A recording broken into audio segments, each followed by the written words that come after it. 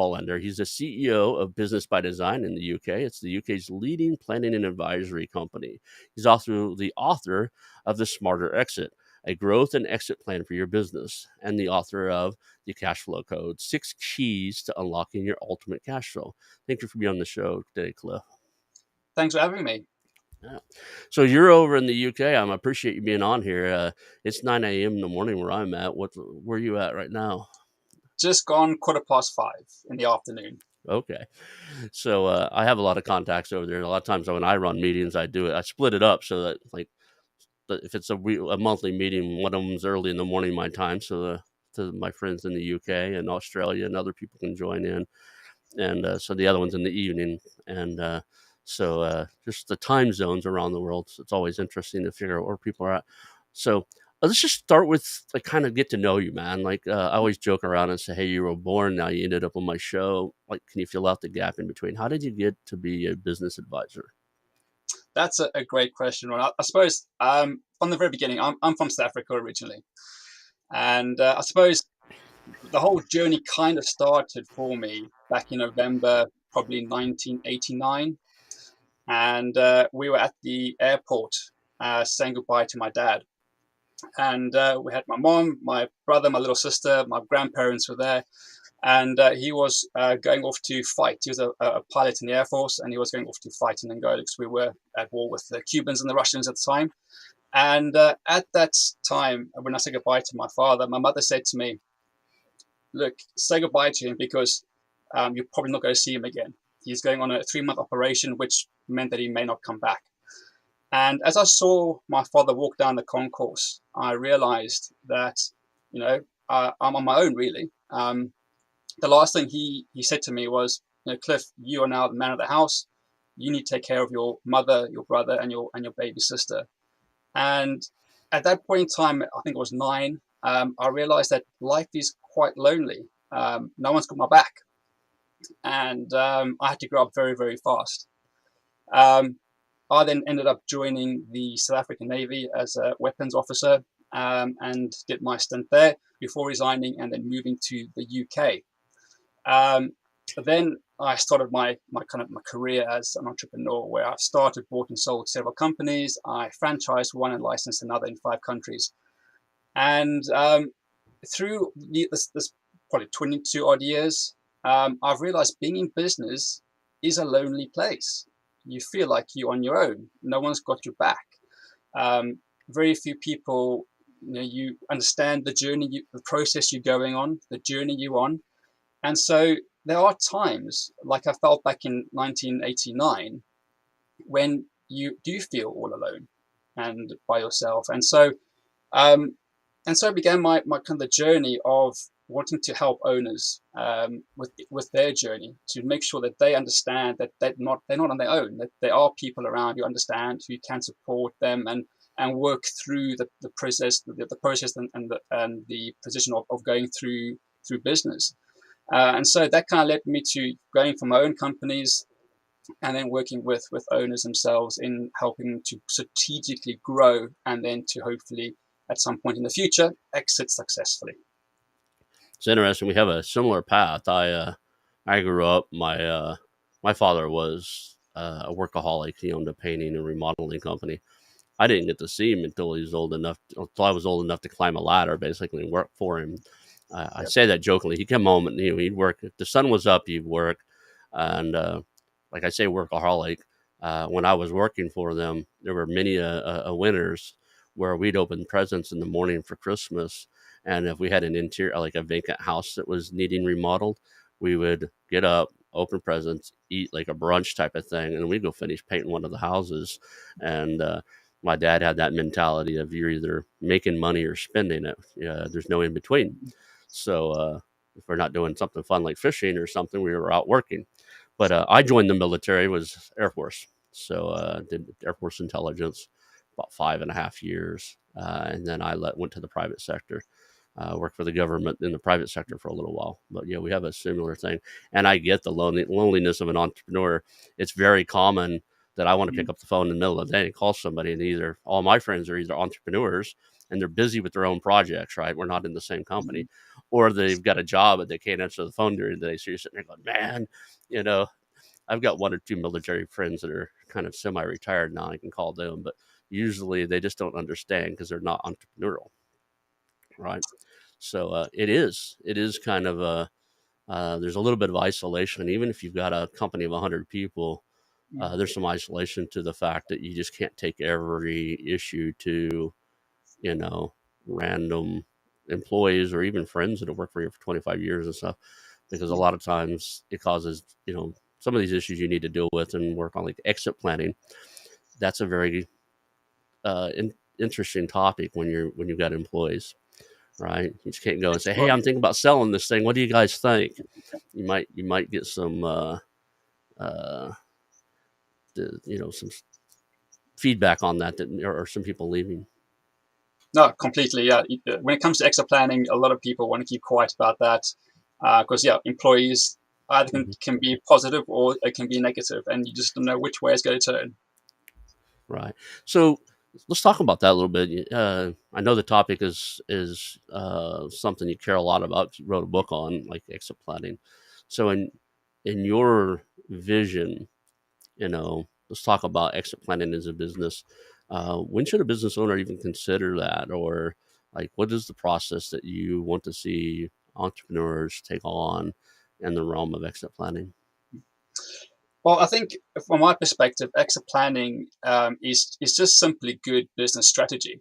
That's all it is. It's how you grow a business and grow it in such a way that it attracts the right buyer should you be selling, or it allows you at very least to exit successfully. That's all exit planning really is.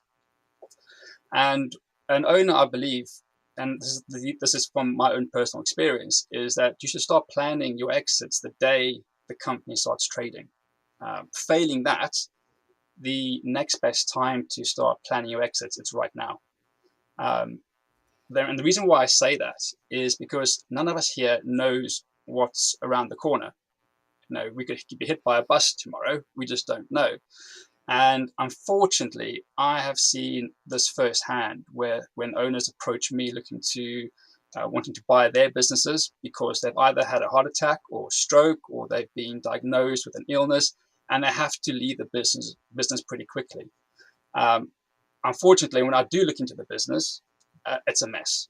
The financials are everywhere. The employees are miserable. The clients are leaving.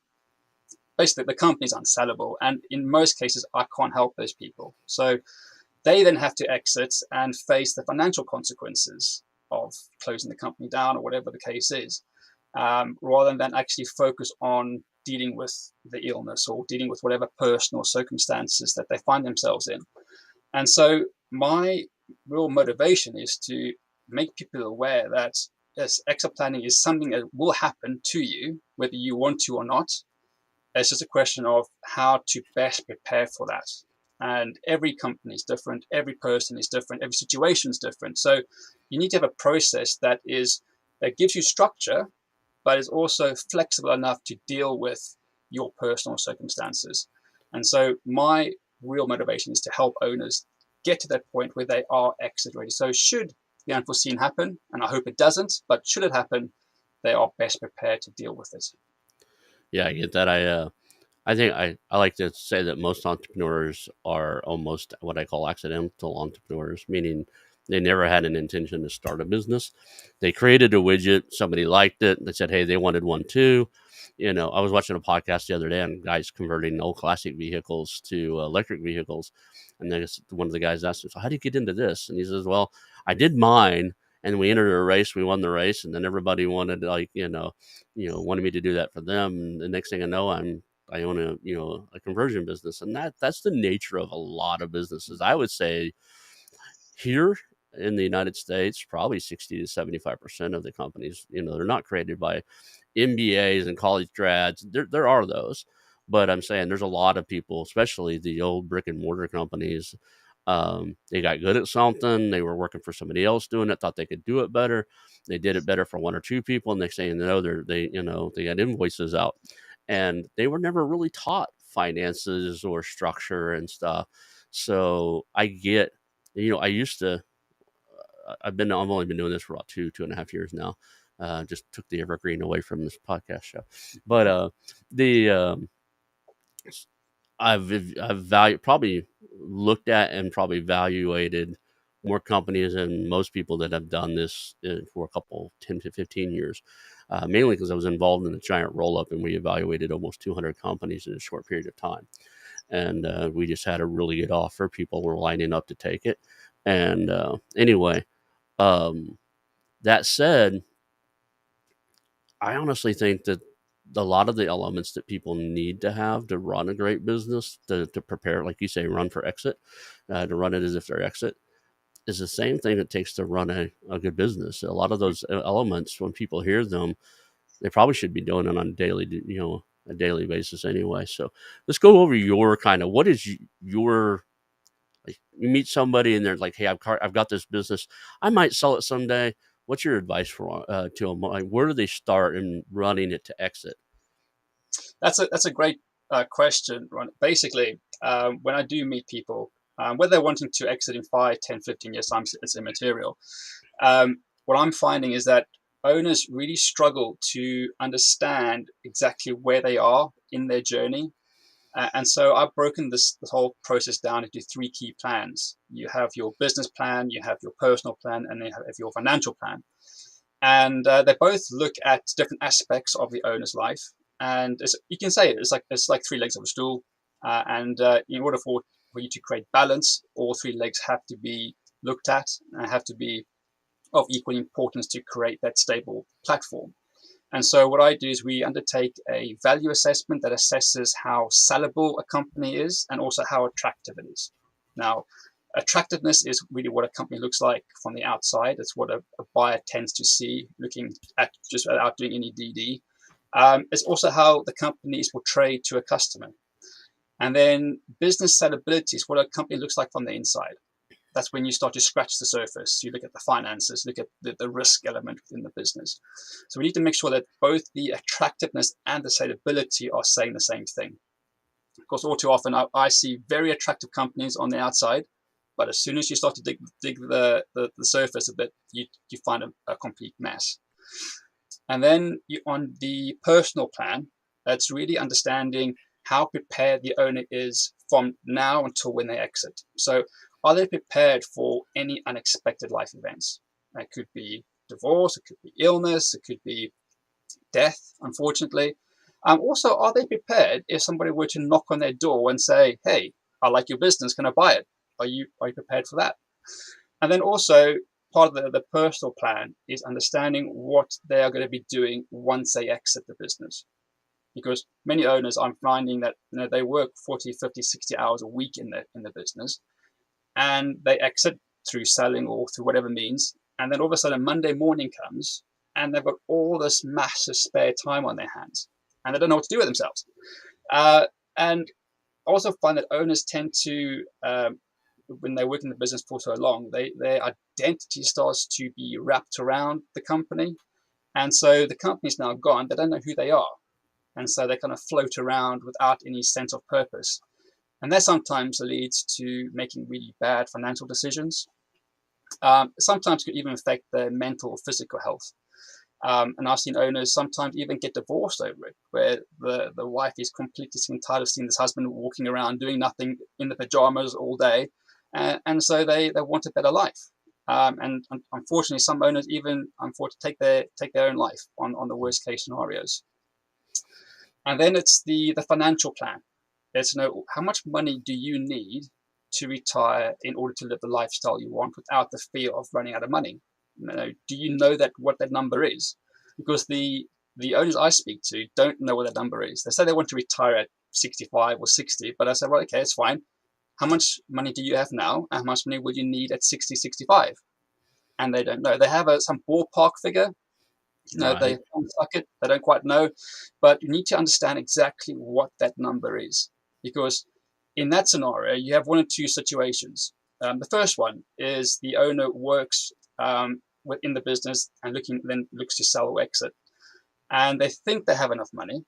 But when they do the kind of financial assessment, they realize that they're short. The wealth gap hasn't been met. And so they have to either pare back their standard of living, or actually not exit and continue to work until they can afford to exit. And equally sad is that owners who don't measure this sometimes close the gap years ago, but they continue working in their business thinking they need to have more than what they really need, when they actually could have exited 5-10 years ago and enjoyed that period of time with their friends and family. And so it's looking at all three plans in unison, in harmony with each other, and how they all feed into each other that creates a successful exit.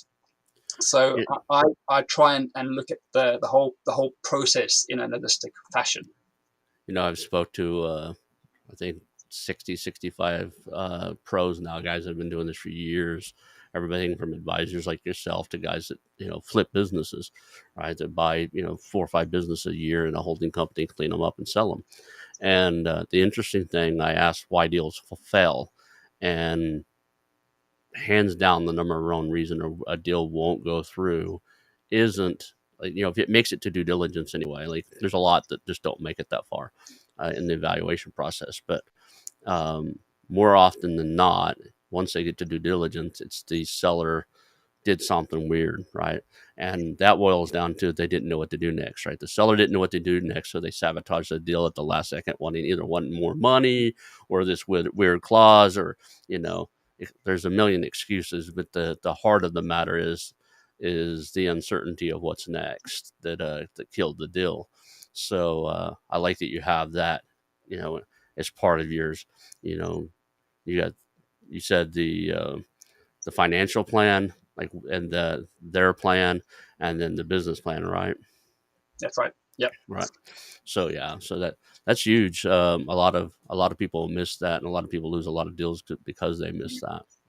So let's talk about you're at that stage, you're thinking about exiting stuff, but it's not where you want it to do. You actually have the cash flow code, which is unlocking cash flow. That's one of the main factors. Profits and cash flow are the main things people are buying when they buy businesses. Everything's done off of some valuation, some multiple, or some calculation based off of that. So if you're starting to think about this and you want to maximize that, what are your can you give us those 6 keys, or do they have to have the book? I mean, can you share that with us today? I can definitely share it with you. And the reason why I wrote that book was I wrote that book in 2019 or 2020, I think it was. And I wrote the book from the understanding of what I would have loved to have had in my hand 20 years ago when I first started out in business. Right. And the reason for that is we call them accountants in the UK, but I think you guys call them CPAs, I believe. They all they did for me was do my tax return and my VAT. They did nothing else. They didn't help me in any way, shape, or form in terms of how to grow my business, how to evolve my business, and help me to understand what's going on financially. For me, I hadn't got a clue what a balance sheet was or why it was there. I understood the P&L. I looked at the bottom number. If that was positive, I was happy. If it was negative, a bit of an issue. But that's the sum total of what my experience was. And the whole thing came about when I spoke to my accountant and said, look, we are really struggling on cash flow. You say we're profitable. I think we were 8% net profit. So we were a small business, but we were profitable. And so what do we need to do to sort the cash flow out? And he said, well, you're profitable, just grow the business. So that's what I did do. I've got a marketing guy who loves cold calling. I hate cold calling, so I gave it to him.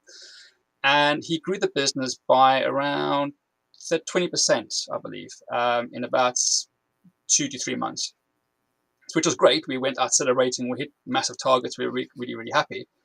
However, a few weeks later, I was seeing my cash flow take a massive nosedive. And that really stumped me. I didn't understand why that was. Because my simple understanding in business, you buy something for £1 or $1, you sell it for $2. You've got 50p or 50 cents expenses, so you make yourself 50 cents or 50p profit. That's my sum total of understanding back then.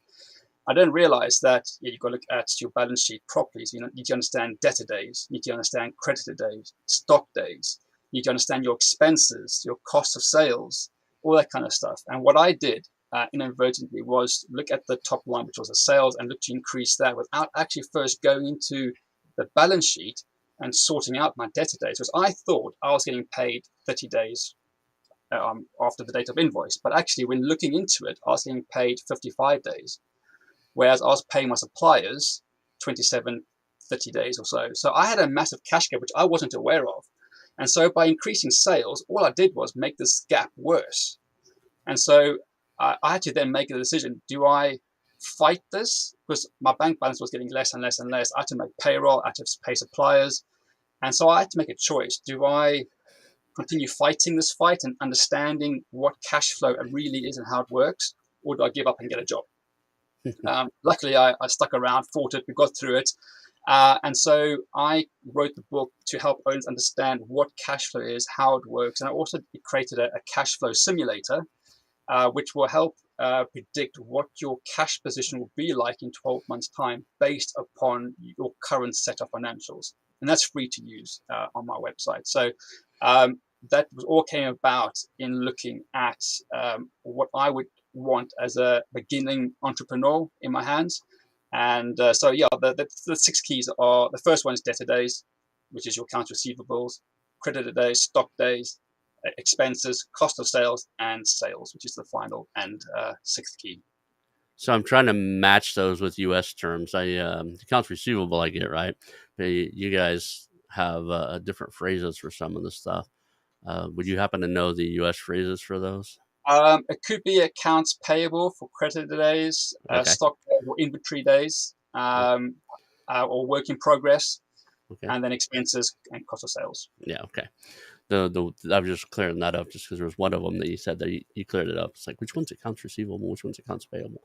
And it just in the moment, I was like, wait a second, we're using different terminology here.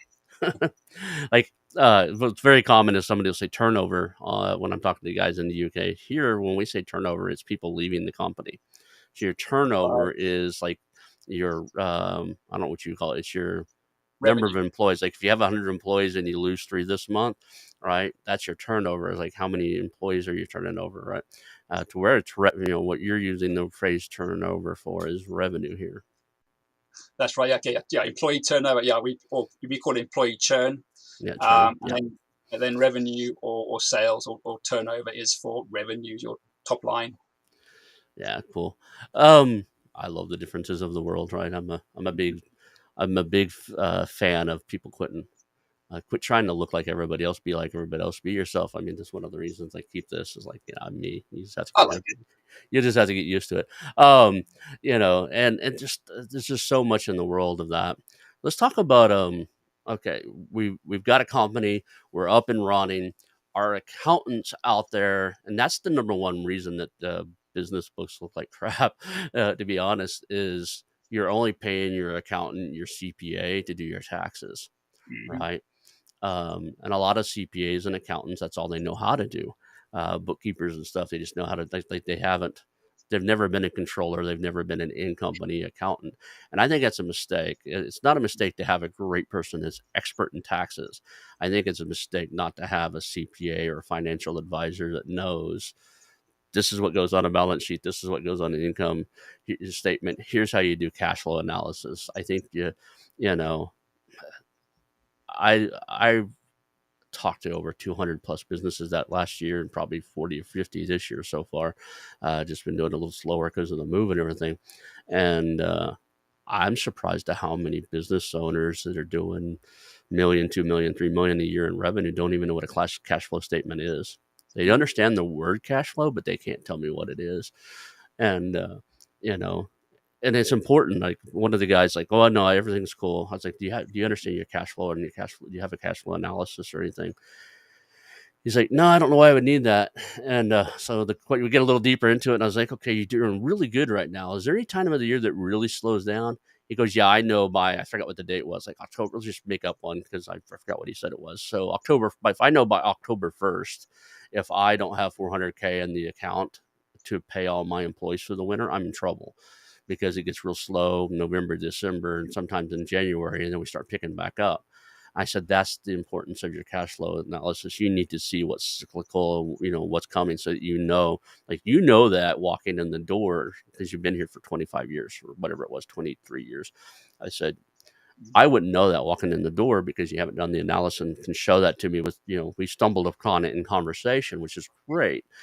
But for anybody that's running a business day to day, especially if you're running an early business, not knowing your cash flow cycles is extremely dangerous, right? And maybe it's the trial by fire. It's one of the lessons you're going to learn fairly quick if you don't already have it done. I totally agree. That's a lesson I learned, and that's why I wrote the book, because I don't want people to go through what I went through. Right.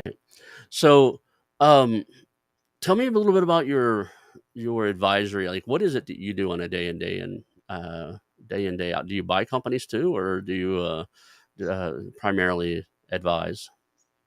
I initially looked to acquire companies because I really enjoy kind of buying it, doing it up, and selling it off. I love it. I bought a demolition company back in 2014, sold it in 2019. So I love it. I love doing stuff new. I knew nothing about that industry anyway, so I thought it'd be a good trial I want anyway to I want to do play. that just because I want to tear shit up, right?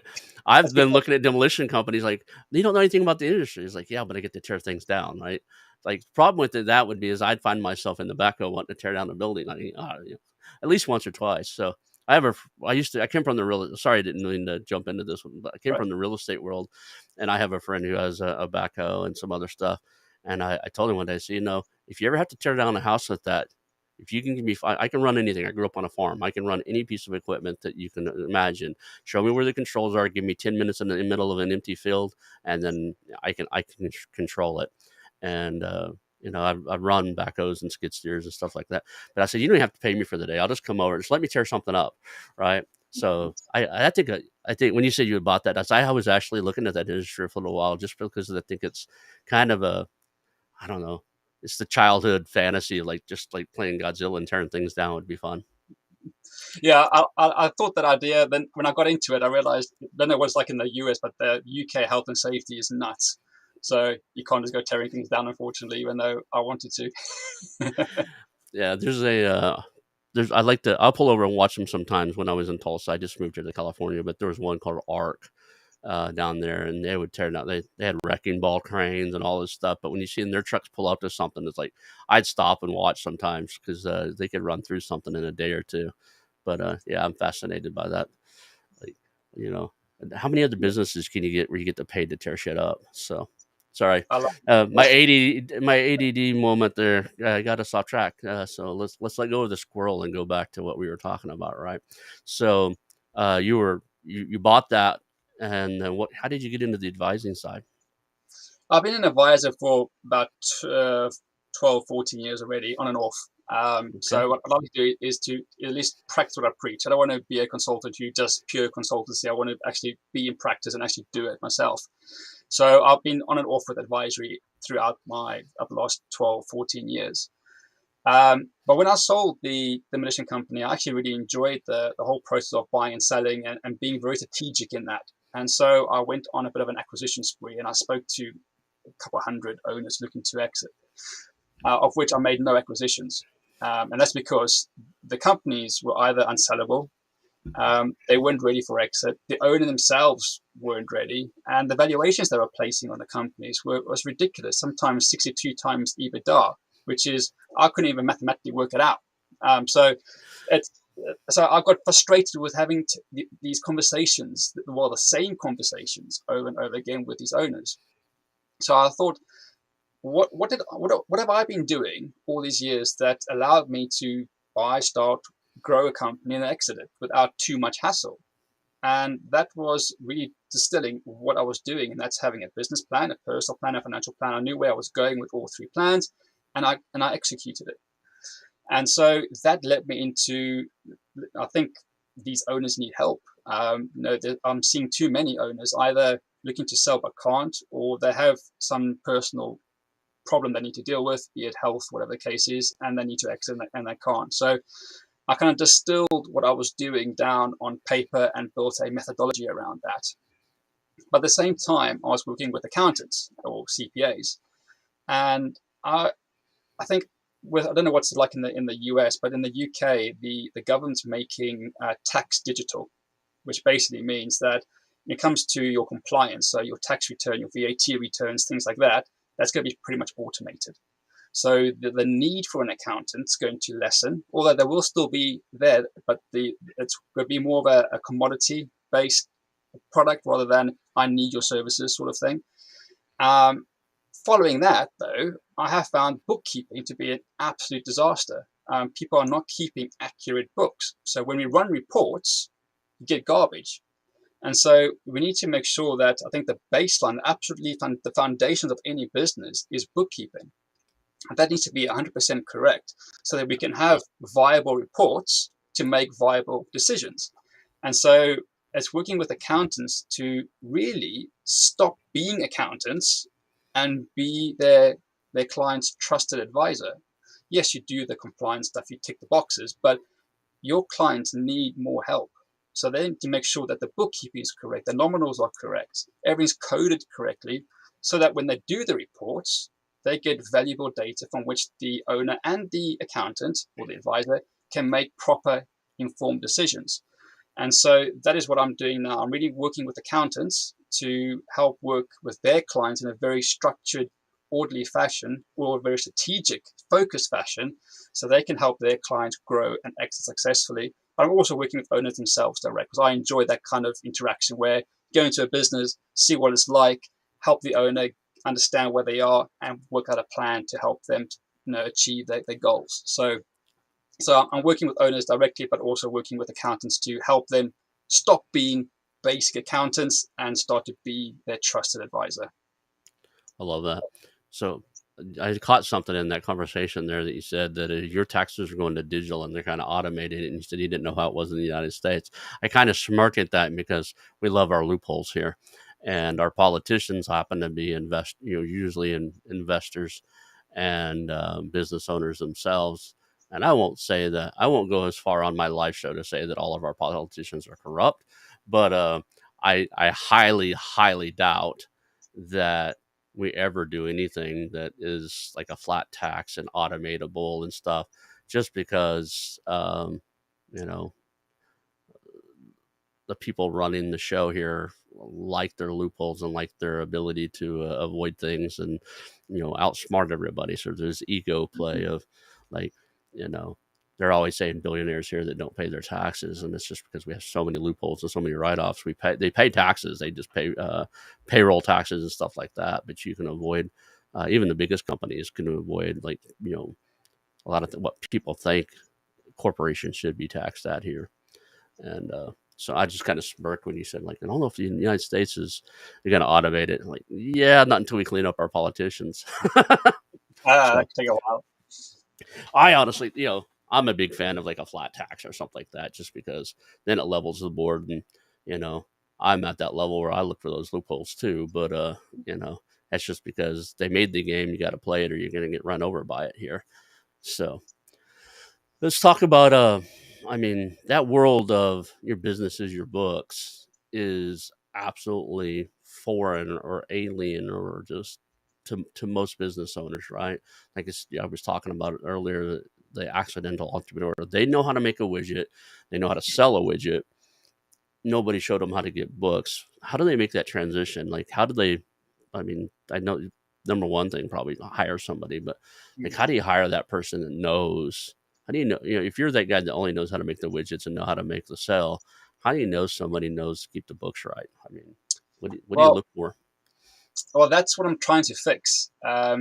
As when you're starting out in business, you don't know what you don't know. And you stick to what you're good at, which is making those widgets, which is fine. And when you start showing spreadsheets and numbers, some people go blank. Other people love them, horses for courses. But I think this is where the accountancy profession should step in, because at least here in the UK, you have to have an accountant to sign your books off. So accountants have access to those clients. It's a question of, do those accountants actually want to step into the advisory space and actually offer high value to their clients? And again, it's an education piece. So either in a perfect world, the accountant will be very forward thinking, very Hmm. upfront and say, look, I can do your accounts, no problem, but you realize I also offer advisory services, so I'll do more than just your compliance stuff. Or you do what I did, is you make mistakes and you learn the hard way, and you realize actually, there's a lot more to business than simply making widgets. So I want to make sure that owners get educated. So my two books hopefully will help do that. But also, I think to get best and the most traction out of the whole thing is to train up accountants who are forward thinking, who want to stay on their front foot, to assist their clients in a very proactive way. Like I say, stop being the accountant and be the trusted advisor. And I know some people aren't great with finances, it's absolutely fine, but that's where the accountant or the CPA should step in and say, hey, this is how we do it, and this is how we need to create your books. And it goes back down to bookkeeping. And most accountants don't really like bookkeeping, they farm it out.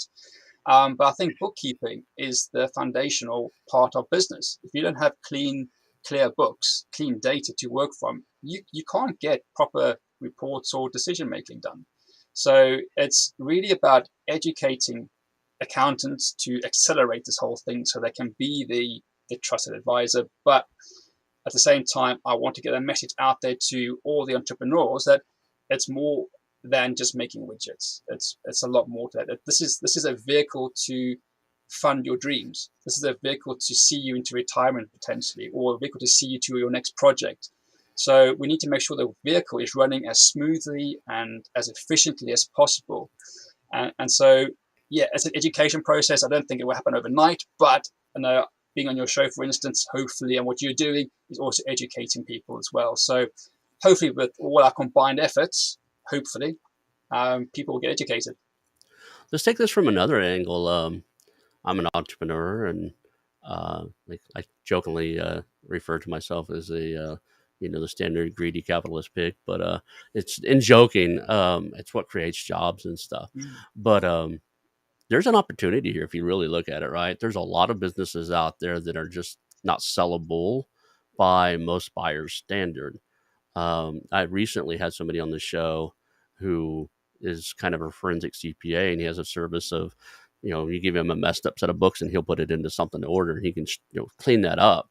So my thought process here, and I'm looking at some of these, instead of just turn away everything that just has ugly books, is there a diamond in the rough here, right?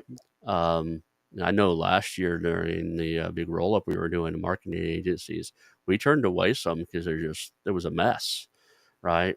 And they were profitable, they looked profitable, but you just couldn't tell where things were going, where money was, ending up.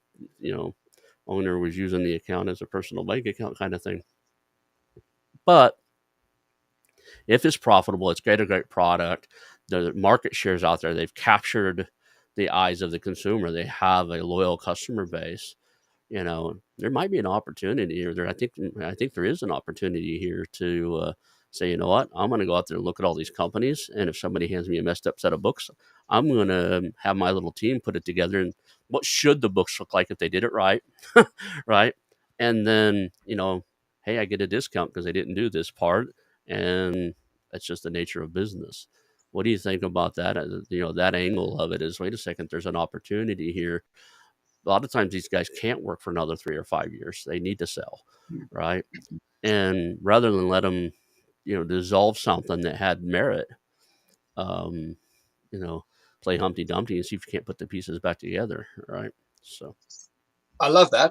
And my only comeback on that would be, in my experience, when you try and do that, owners view their companies like their baby. hmm And as soon as you start to question how beautiful, ugly that baby is, you're going to start getting a reaction.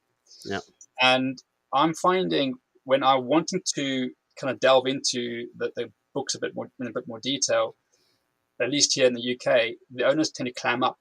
They don't want you to investigate or to look for the potential in the business, because that means opening up the cupboard, as it were. And they don't want that. I'm also finding that people are for some reason, very loyal to their accountants, because as their family accountant, it's been doing their dad's books, their grandfather's books. It's been there for years and years and years. they can't leave the accountant because they could offend the accountant. And to get the books properly, the accountant won't give it to you in the first place. So there's a lot of mistrust in that, and they almost are too scared to let it go. Now, don't know why they're scared, but when we do try and look for the diamond in the rough and in the haystack, it's difficult to get the information because owners are so closed with it, Mm-hmm. and they won't allow that to happen. In a perfect world, I would love to say, yeah, here's my accounts, here's my books, sort it out, do some investigation, see what you can do. But to get to that point, there's going to be a lot of trust involved, and at least here in the UK, owners don't trust people very much. They keep their cards close to their chest, and it's a tough one. But yeah, what you say is actually spot on. That would be in a perfect world, but yeah, what I'm finding here, it's tricky. You know, I've like I said, I'm still pretty new here, and but I'm not having a problem. Like once we've built rapport, a lot of times, I honestly think a lot of times people approach the whole business buying, um, adventure, or you would call it process, from a bad angle. They jump on the first call and they start talking, what's your revenue, how many employees you have. Um, I don't do that. I'm not even. I don't. If they bring it up, we have that conversation, right? If it's natural. But my first thing is build rapport. Tell me your origin story. How did you create this company? What's your biggest challenges? What are you working on right now?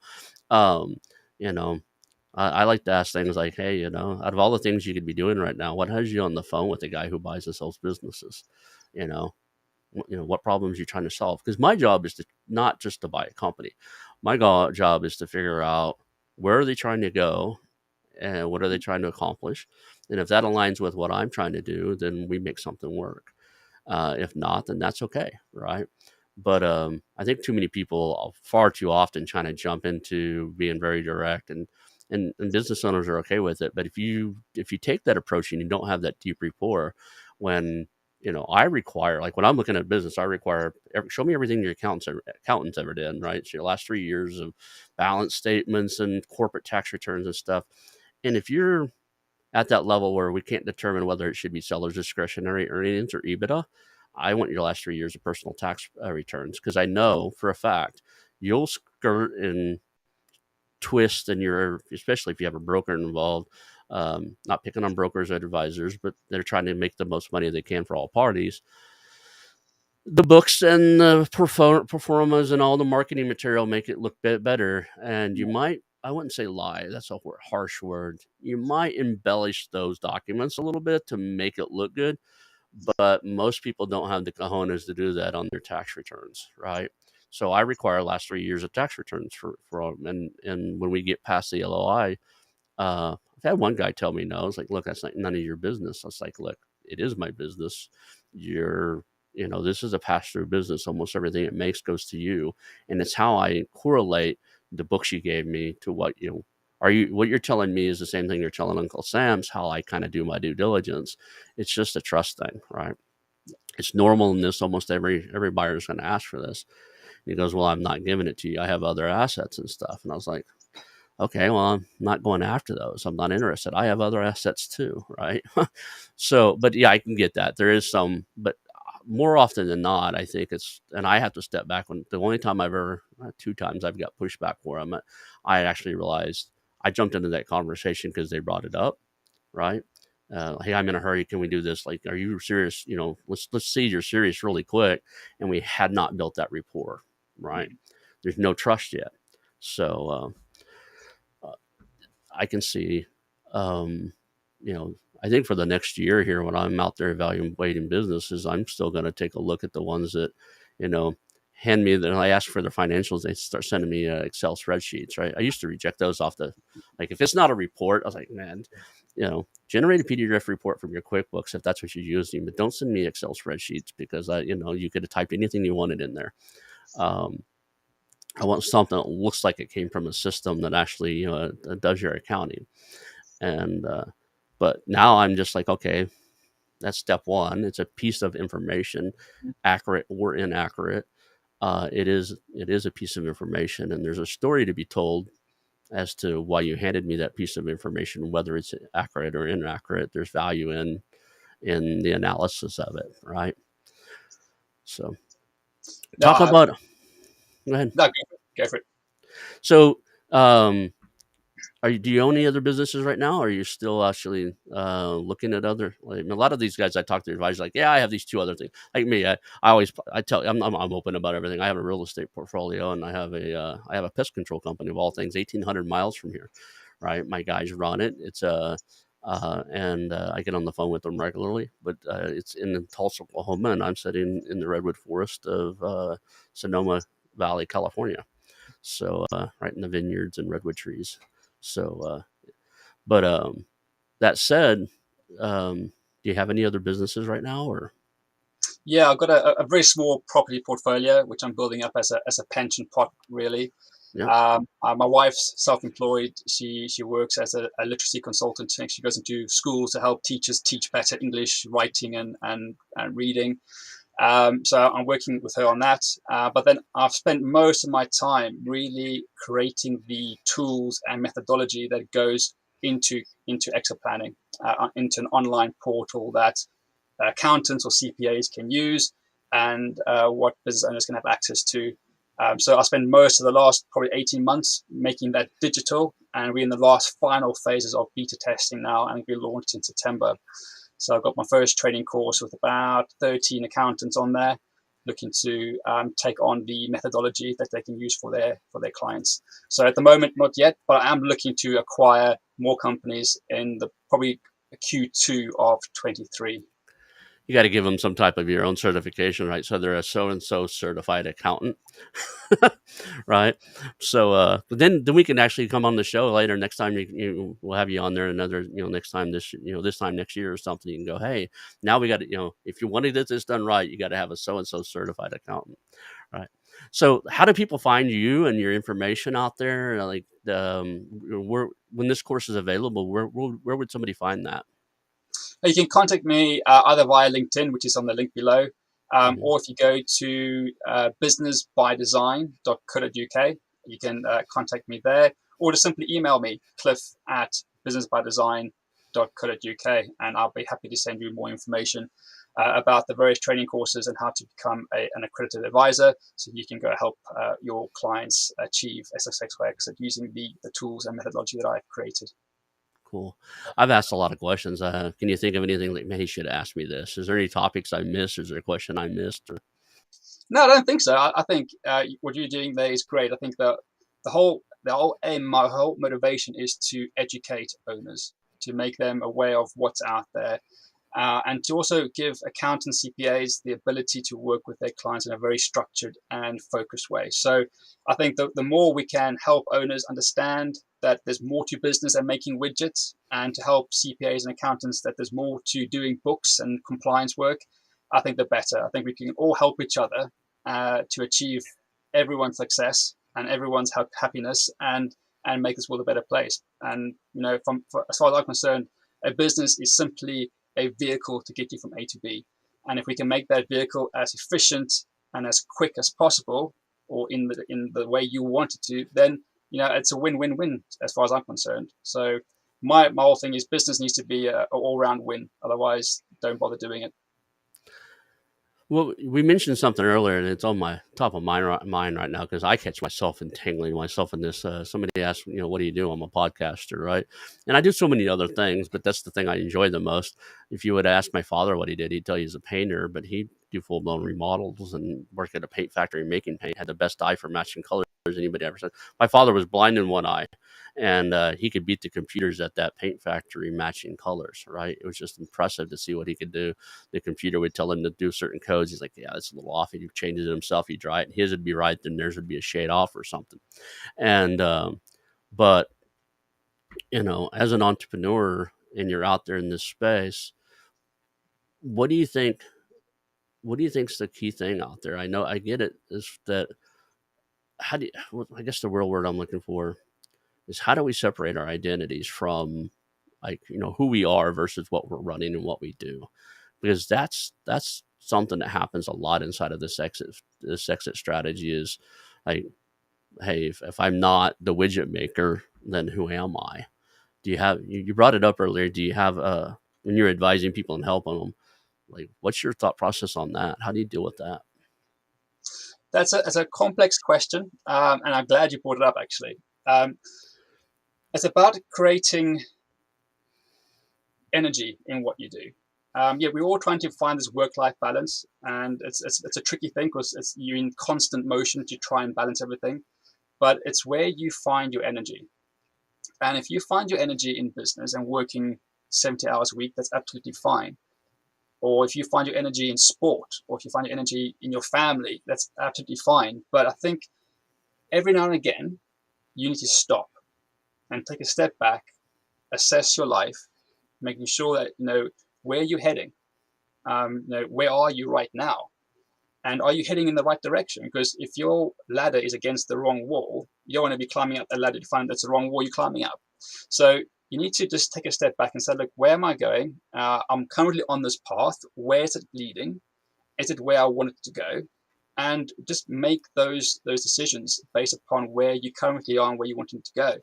And that's why I tend to take every 90 days a quick break just to see and assess where I am, what's happened over the last 90 days, what's going to happen, what's my plans going to be for the next 90 days.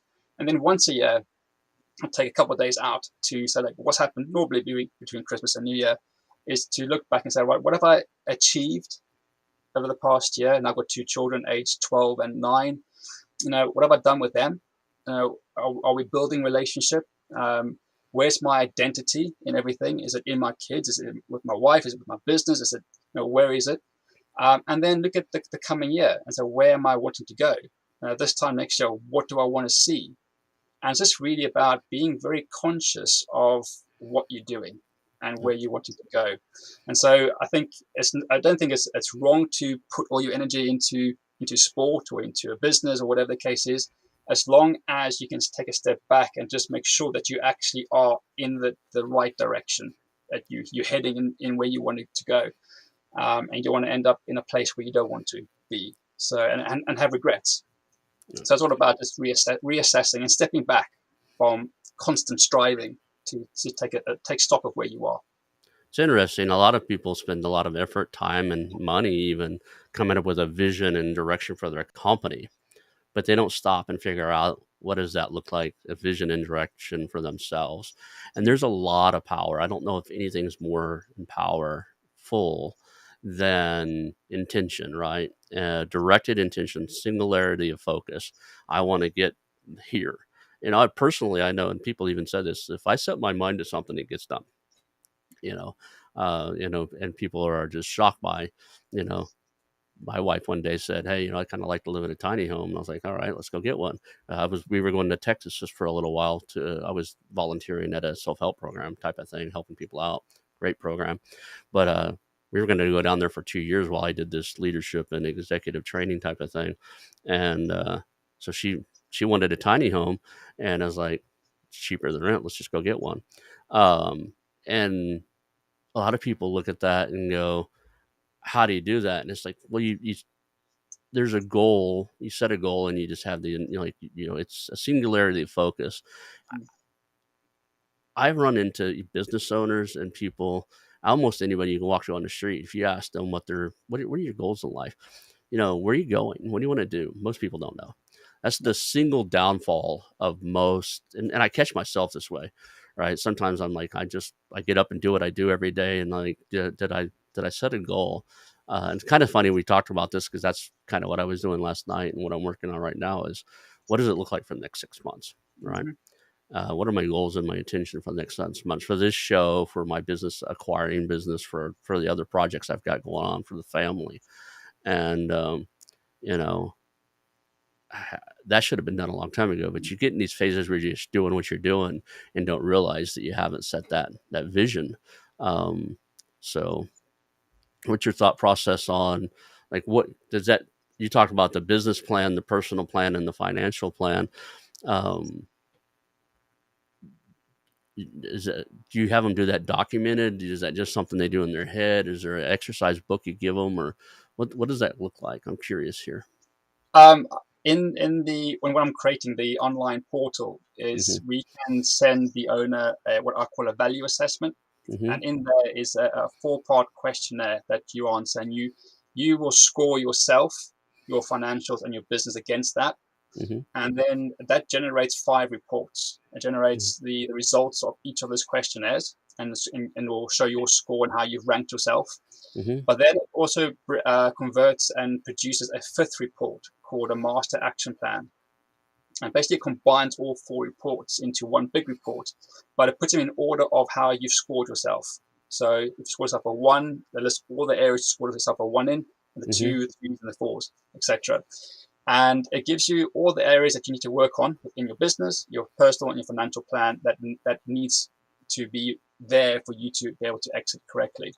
And so you take that entire document and you work on it list by or step by step over a 90-day plan, over a 12-month plan, so that you slowly become exit ready. You slowly start to add value within the business. You get yourself personally prepared, get yourself financially prepared, and it asks you some key questions. Some questions you may not have thought about, or some questions you have thought about but may have forgotten. And it really helps to bring to the mind exactly that, yes, you can work 100 miles an hour in your business, but also you do have a life outside of work, outside of business. You do have a family, you do have your own personal space. What does that look like? What does your financials look like? And so it just brings to light where you are in those 3 plans. And we do that once a year to measure and monitor your performance and track your performance over time. And so the value assessment allows us to do that. And so that's a tangible and an intangible measurement of where are you on the journey, but also to show you by having an advisor work with you or coach work with you to show the impact they have on your business and whether they're actually adding value to the business or not, which I think is very, very important. Awesome. Well, we are hitting the top of the hour here. Is there any like top point you want to leave everybody with? Something you like, hey, if you don't remember anything else about the show, this is what I want you to walk away with. I think that the number one thing is if you've got a business, start planning your exits right now. But don't just plan your exits with your business in isolation. Have a Mm-hmm. business plan, a personal plan, and a financial plan. Work out what you're going to do with your business. How you're going to exit it. Are you going to sell it, liquidate it, close it down? What are you going to do between now and when you do exit? What are you going to do after you exit? And also, how much money will you need when you retire? Those are the 3 key plans that you need to have in place. So start planning straight away, but have those 3 plans aligned. Awesome. Well, I appreciate you being on the show today. One last time, how do people reach out to you? Simply by email, cliff@businessbydesign.co.uk, or the website, businessbydesign.co.uk, or on the LinkedIn link at the bottom. All those will be on the show notes. So if you guys are listening, someone don't look if you're driving, but if you're not driving, you can actually, if you're watching the video or something, I'll have my team put that all in the show notes. So all your contact information will be there. People know how to reach out to you. I appreciate you being here today, man. It was really fun. Um, I'm gonna get off here and go view the ocean here and spend my day. I moved to a new location. One of the cool things I like to do is go meet other business owners. So I think I'm going to go hang out at this is a little town, a little vacation town of like 4,500 population, but they have a chamber of commerce here. So I'm going to go pop in over at the chamber of commerce and say, who in town should I know? Right. And just kind of get out and meet some people. But I appreciate your time today and thank you for being on the show. No, thanks for having me. It's been great talking to you, and enjoy the rest of your day as my day closes out. All right. We're going to end the stream, hang out for just a second. That's the show, guys. And I appreciate you for hanging out and watching us. If you make sure you check the show notes, we do have some stuff going on right now. We have a mergers and acquisitions meetup tomorrow via Zoom. So all the M&A guys, if you're out there buying companies, selling companies, or an acquisition entrepreneur, twice a month we meet up, help each other out, move our games forward. It's just a business networking thing. You'll find that in the show notes today. And then the other thing you can find is we do have a Slack group. So if anybody wants to chat with us and all of our guests, you'll be emailed and invited to the Slack group also. So if somebody wants to talk to one of the speakers, some of them elect to be here, some of them not. So, we have some pretty cool people on there that you can reach out and just, throw some questions up and get very valid responses from some really intelligent people on there. So I appreciate you for being here, and that's the show.